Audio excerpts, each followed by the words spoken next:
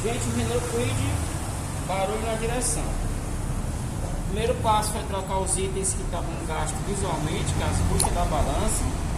Havia folga no pivô da balança do lado esquerdo e a folga na barra axial, conhecido como joelho da caixa.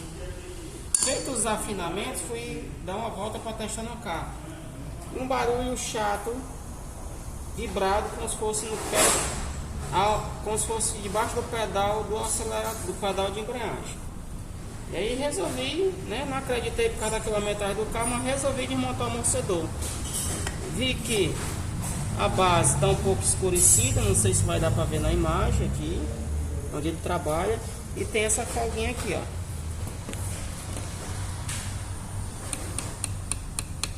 Você pode observar esse barulho, ó. Esse barulho é provocado com a folga no final de curso do amortecedor, quer dizer, a bucha do amortecedor está estourada. Quando o carro cai no calçamento e num paralelepípedo, ele faz esse barulhinho aqui, ó. Só que quando está todo parafusado dentro do carro, esse barulho é muito chato. Ok? Fica a dica aí para os reparadores.